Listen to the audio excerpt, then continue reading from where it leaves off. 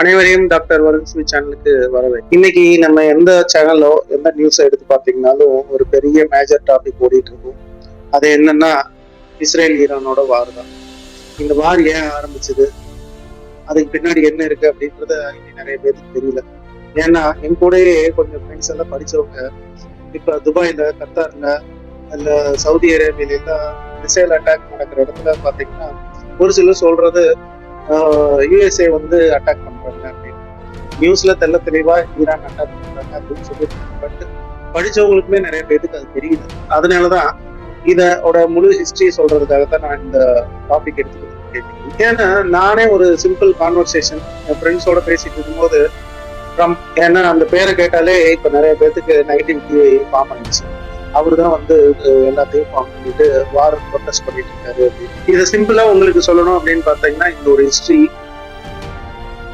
இன்னைக்கு நேற்று ஆரம்பிச்சது இல்லை. இந்த ஈரான் இஸ்ரேலோட வார் இது வந்து 1978 ஸ்டார்ட் ஆச்சு. அதை பத்தி நான் ஃபுல்லா டீட்டெயில்டா உங்களுக்கு சுருக்கமா சொல்றேன். அது என்னன்றது தெரிஞ்சுக்கோங்க. அப்பதான் இப்ப என்ன இந்த சினாரியோ நடந்துட்டு இருக்கு அப்படின்றதையும் உங்களுக்கு தெரியும். ஏன்னா இப்ப எல்லாருமே தோராயமா ஒரு படிச்சவங்க நிறைய பேருக்கு தெரியல, இல்ல ஹிஸ்டரி புரட்டி பார்த்தவங்களுக்கு தெரியல.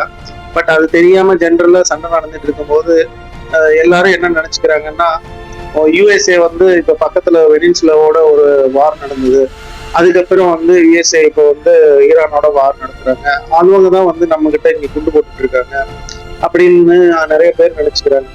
அதை வந்து கிளியர் கட்டா நாங்க வந்து இங்க எடுத்து சொல்றதுக்கு தான் இன்னைக்கு நான் வந்திருக்கேன்.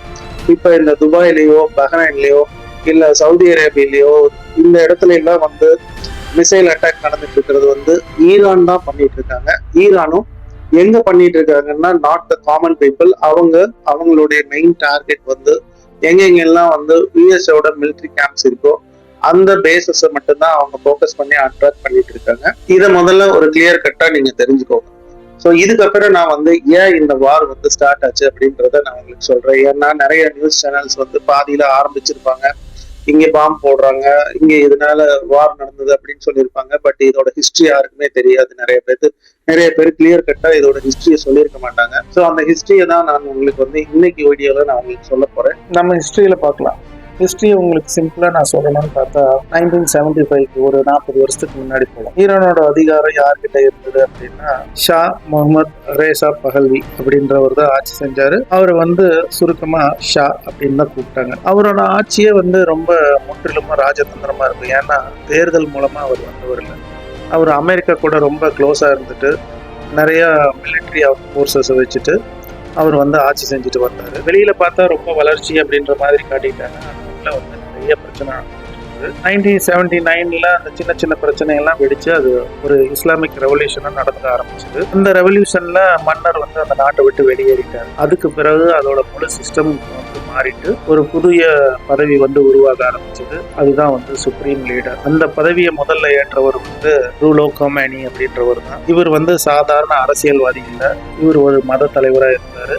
இவர் கொண்டு வந்த சிஸ்டம் தான் இஸ்லாமிக் ரிபப்ளிக். அதாவது இஸ்லாமிக் ரிபப்ளிக் அப்படின்னாலே மக்கள் வாக்கு இருக்கலாம், ஆனால் கடைசி அதிகாரம் மத தலைவர்கிட்ட தான் இருக்கும். இந்த 1979 இருந்து 1989 வரைக்கும் குமேனி அப்படின்றவர் ஆட்சி செஞ்சாரு. அதுக்கப்புறம் அவர் இறந்ததுக்கு அப்புறம் 1989 இருந்து இப்போ வரைக்கும் அயத்துல்லா அலி கமேனி அப்படின்றவர் தான் வந்து ஆட்சி செஞ்சுட்டு இருக்காரு. அவர் தான் சுப்ரீம் லீடராக இருக்கார். இந்த சுப்ரீம் லீடரோட பவரே என்ன அப்படின்னா, சுப்ரீம் லீடர் தான் ஃபர்ஸ்ட்டு, அதுக்கப்புறம் தான் பிரசிடென்ட், அதுக்கப்புறம் தான் மக்கள். ஆனால் சிஸ்டத்தோட இறுதி கட்டுப்பாடு வந்து மத அரசியல் தலைவர்கள் கையில் தான் இருக்கும் அப்படின்றதான் ஈரானோட நிலைப்பாடு. சரி, இதுக்கப்புறம் நம்மளுடைய போருக்கு இஸ்ரேல் ஏன் வந்து ஈரானோட பகையாச்சு அப்படின்றத பார்க்கலாம். ஸோ இப்போ 1979 முன்னாடி வரைக்கும் ஈரானும் இஸ்ரேலும் வந்து நட்பு நாடாக தான் இருந்தாங்க.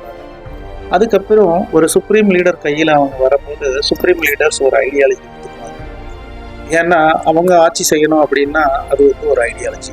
அந்த ஐடியாலஜி என்ன அப்படின்னா, பாலஸ்தீன பிரச்சனையை கொண்டு வந்தாங்க. இந்த பாலஸ்தீன பிரச்சனையை பேசணும்னா அது ரொம்ப பெரிய டாபிக்.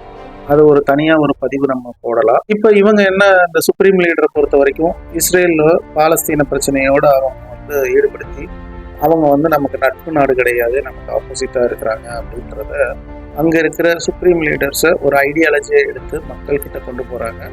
அதிலிருந்து இஸ்ரேல் வந்து அவங்களுக்கு ஒரு பகைமையான நாடாக மாற்றிக்கிட்டாங்க. இதில் ஈரான் வந்து அதிகாரப்பூர்வமாக அவங்க சொல்கிறது என்னென்னா, பாலஸ்தீனர்களுக்கு அநியாயம் நடக்குது, அதுக்கு காரணம் இஸ்ரேல் அப்படின்றது தான்.